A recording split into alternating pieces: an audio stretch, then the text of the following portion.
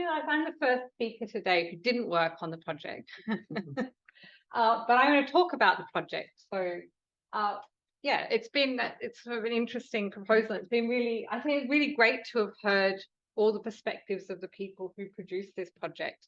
And I was relieved to find that a lot of them chimed with the things that I'd been thinking of as I was looking through the project in the last week or so, and thinking about it from this point of view of digital research methods.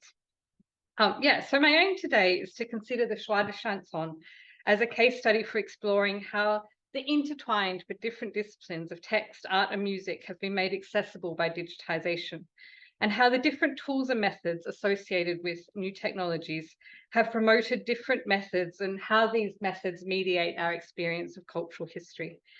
And I want to do this with a particular view for what this means for those of us who do interdisciplinary or transdisciplinary work that engages across art, music, and text. And so I thought I would start by talking a bit about myself, by exploring the kind of problem space of interdisciplinary work for people who work across art. Particularly for me, it's been about working across art and music, but I think text is always there. I think sometimes I make it a little invisible to myself. But working across these different modes sort of forces me to think about my positionality as a scholar.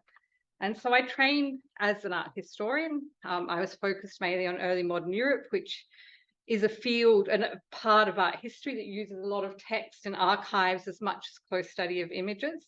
And then I've also become, in more recent years, well-versed in digital humanities methods, and this has expanded my view of working actually with a whole range of different source materials and like text, but I really wouldn't consider myself a literary scholar in any way. Yeah, so as Erin mentioned in my bio, my research as an art historian looks at the performance in early modern Europe, and specifically the sort of visual aspects of performance. And so this means that I've become, hopefully, quite well versed in music history, but I can only read music at a really basic level, and I'm always conscious of the way in which this limits my understanding of the sort of full experience of something like an opera, which has text and music and visual and visual sets and also acting. But I think, hopefully, that other people would agree this is quite a common experience for interdisciplinary study, that we usually have a sort of home discipline, and then we seek to enrich the study of that by engaging deeply and meaningfully with research from connected disciplines. We aim to also, hopefully, most of the time, challenge our assumptions about our own objects of study, and also sort of challenge some of the hierarchies of disciplinary importance by understanding the methods and questions that drive research in these related disciplines. And I guess too, I sort of, in the context of early modern European studies, which is the area where I'm most comfortable, I think this interdisciplinary approach also just you sort of end up having to engage with it, because at some point you have to admit that these modern delineations between art, history and musicology, music history and literary studies are sort of really false modern inventions. There are debates that I won't get into about the hierarchy in the period, but you sort of start to accept that you can't just sort of siphon off your favorite bit of culture and study it on its own.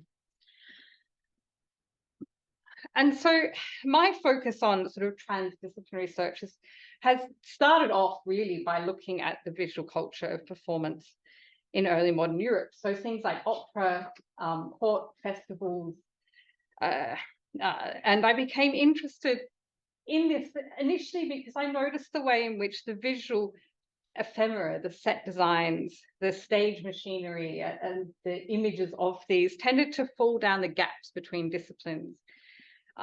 And I was really struck by the stories of Erin talking about going to this talk and someone saying, oh, the images are great, but the music's just because my experience when I started looking at these, which is quite a while ago now, was that this was the way they were talked about, that the musicologists tended to ignore the images or just not consider them. They weren't that important. It was the music, so it was the key thing that needed to be studied in early opera. maybe the text, but maybe the text was also very formulaic and not very interesting.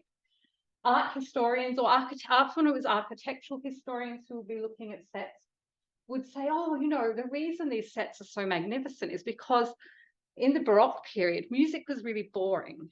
And so people didn't enjoy going to listen to the music. So they created beautiful sets so that there was something interesting to do. And there is a kernel of truth in that there are some audience accounts that do mention this, but it's, I mean, the idea that for 150 years people wrote boring music is, yeah, just a ridiculous thing to, yeah, it's a ridiculous thing to assume. Yeah, so I sort of thought, oh, I mean, this is sort of looking back, but for me, this was a really interesting problem. It's like, how do you sort of look at these works of art that are so attached to things like music and literary history, and then also wider themes like pop culture? It's like, what is the work that's involved in trying to understand these? And the other aspect of it is that they're quite difficult images to study, because everything that I look at is an image after the thing that I'm studying. They're all engravings, they're all copies of this. There's no sets really from the 17th century. There are some from the 18th century, but usually you're dealing with copies after the original. So there's a real lack of evidence, but it makes it a really interesting in sort of research problem. Sometimes a frustrating one, but mostly an interesting one. And so to sort of very briefly illustrate this problem, and then to lead from this into thinking about the Choix de Chanson, here's an example of the kind of thing that I have worked on over the years. This is a set from the opera, Venetian opera, Bellerofonte, by the music was by Francesco Socrati, not a very famous name from the 17th century. The libretto was by Vincenzo Nolfi, and the sets were by this sort of naval engineer turned set designer Giacomo Torelli, who really transforms Venetian opera in terms of its visual effects. And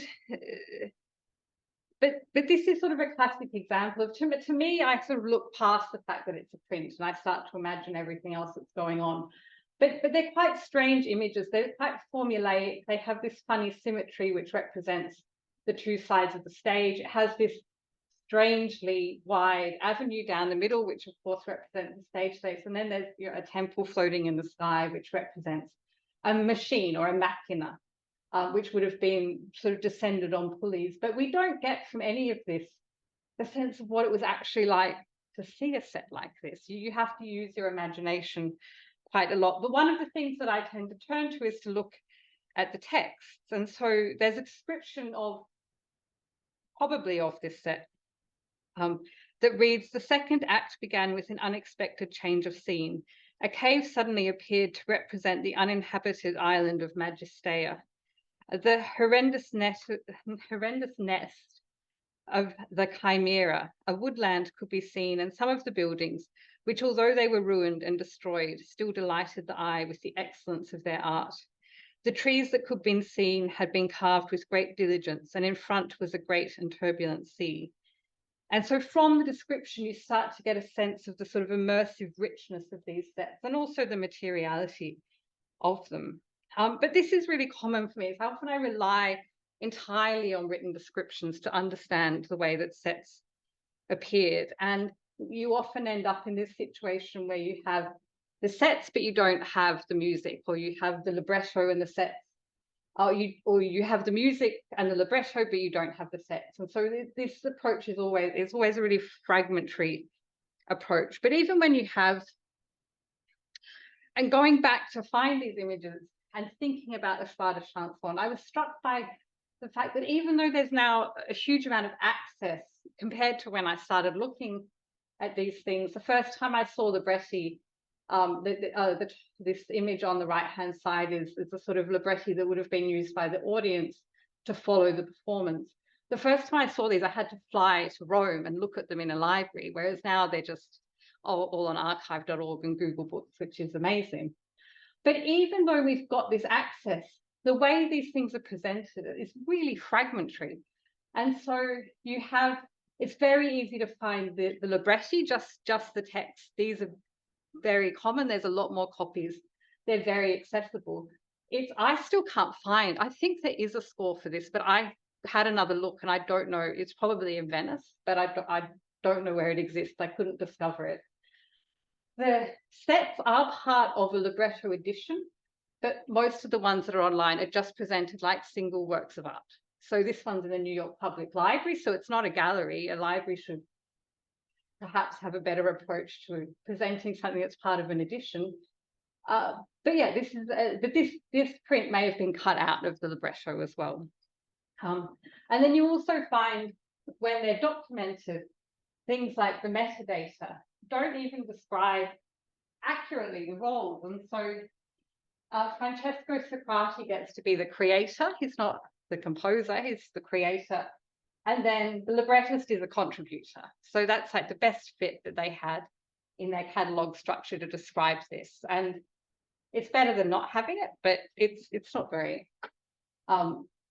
clear. And so this, to me, this sort of represents a really common way of working with these kind of interdisciplinary works, that it's fragmentary and I'm trying to draw it together and the descriptions aren't very good. And in a way, what this represents is the way in which what has really transformed research most is just access to lots and lots of cultural objects. And this has exploded over the last decade, so that there are now hundreds of thousands, millions, billions. I think Trove has billions of records. So huge amount of data, but the experience of trying to engage with these is often this exercise in a really fragmentary detective work, which is part of what we do as researchers. But we're still constantly frustrated by the sort of limitation of the way that these works are presented online.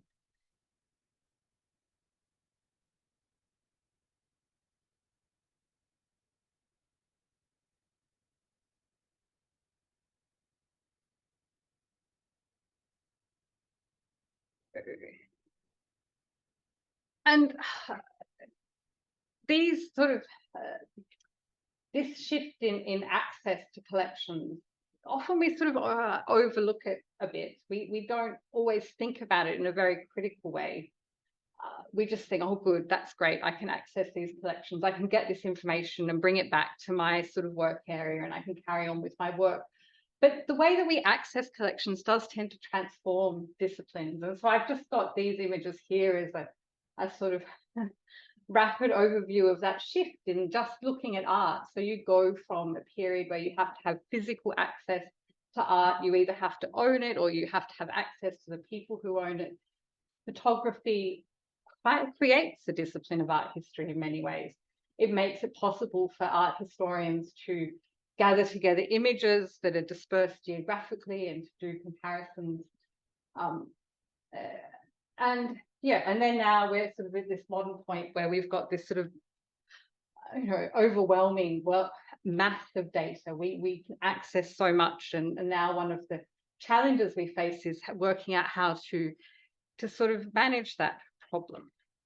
And I guess that's my sort of entree into thinking about the digital edition. And so the digital edition to me, and the way that it's been done for the Choix de Chanson project is, and I don't know, I'm really conscious of telling you what it represents, but it represents a sort of riposte to this mass of data, to this sort of big pool of data. It says this is useful, like digitisation is a useful tool, and it would be really difficult to conceptualize going back to a period where we don't have that as one of the tools of research.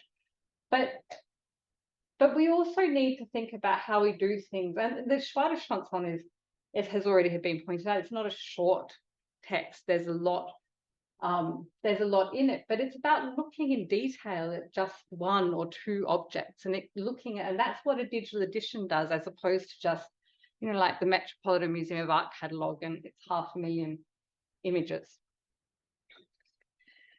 So I think I'm sort of made the point in my abstract for this talk that often when the digitisation of our material past is conceptualised, we often think about how to get from the real physical object to the digital. But the reality of our experience now, and this is my experience for most of my research, is that usually we start with the digital, we start with the facsimile, and from there we might find our way back to the material, not always. Yeah, so this sort of mediation, this sort of mediation of the way that we engage with our text, and it sort of affects the type of questions that we ask about it. And to me, sorry, just done what Mark did and improvised and then lost my place. And yeah, so what I was thinking about, I was looking through the Choix de Chanson, trying to think about how to analyze it as a case study after having boldly said that that's what I would do. And I was struck because I've been thinking recently in relation to some other projects about the uneven ways that digital techniques, digital methods have evolved over different disciplines. And so I'm going to sort of go through the sort of text, image, and sound and think about how a digital edition, how digital methods work differently in those, and then how they get brought together in something like the Choix de Chanson. And so with digital text, it's digital humanities sort of inherited a strong textual focus. And so often most of the early projects, this initial idea of humanities computing was often primarily focused on text analysis. And so large codexes of writing, digitized textual archives, which made it quicker to search and then to also do things like text analysis. And so to treat the text as sort of like a mass of data. And without rehashing this history in detail, but I mentioned this as a way of leading into a critical development that followed these initial projects, which was to get scholars in the field saying, well, what actually constitutes the information of a text? So is it just the words, are these strings of letters that can be reproduced in a text file? Or is information inherent? And I've posed this question, but I feel it's already been answered by the previous papers. You know, is it also the arrangement of the text on the page? Is it the quality of the paper? Is it the bindings? And this is something that with a lot of earlier digitization of text tended to go missing and is still often missing. I've got here the example of just capturing part of the Choix de Chanson from archive.org, where they've kind of captured the way that the poem is laid out, but some of the words, the accents are sort of garbled, and you miss all of this sort of the way that it is. I was going to say typeset, and I thought, no, this is engraved. And it doesn't capture the music, it doesn't capture the musical score. So you get some of the information, but you don't get all of the information.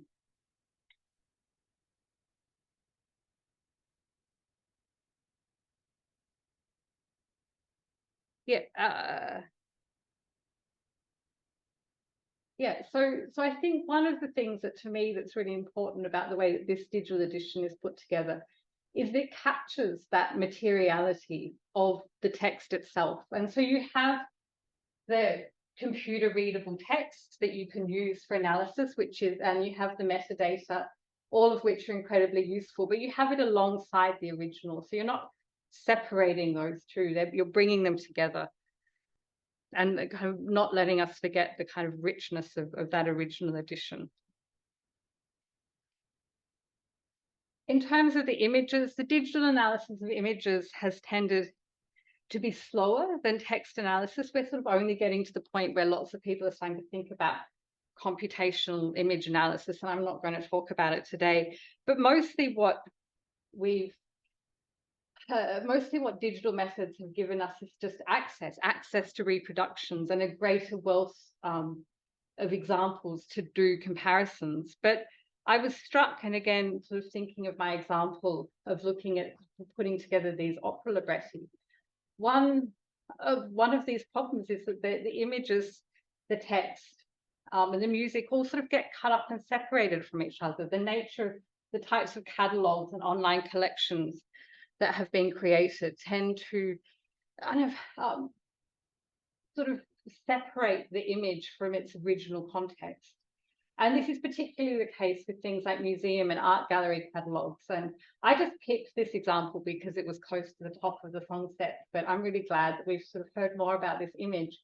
But looking at the way that it's expressed in the British Museum, it's called a book illustration. There's a sort of little description of it, but there's no sense in the longer record unless you follow the information and discover what the Choix de Chanson is.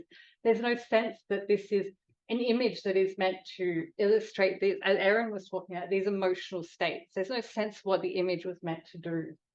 And so whilst we have access to these images through catalogues, without having them laid out in a digital edition, we lose that context. All right, and so, keeping an eye on the time. And so the final thing I want to sort of talk about was the way that, to me, I don't want to play favorites with the different disciplines, but to me, in a way, that the inclusion of the musical recordings on this is something that really enhances it as a digital edition. A lot of music, digital humanities musicology is often actually a really technical discipline, and it's really invested in things like musical annotation and the annotation of scores and the analysis of musical recordings. But actually, one of the things that's missing for people who work in this interdisciplinary space on performance is this access to music. It's like I'm constantly conscious of, like, in a way, the kind of silence of the music in the study that I do. That sometimes there are recordings of operas, but more often than not, most of the operas and performances and court spectacles I work on, I don't know what the music sounds like. And it's this gap that's almost impossible for me to fill. And to me, putting these recordings alongside it so that I could listen to them, and particularly something I was doing yesterday, I was preparing this paper, was listening to them and following the poetry. And I'm not a French scholar, I can read a bit of French, but I was struck by how it transforms your understanding of the poetry by hearing it declaimed and hearing it sung. And I've been working on some poetry from late 17th, early 18th century Rome.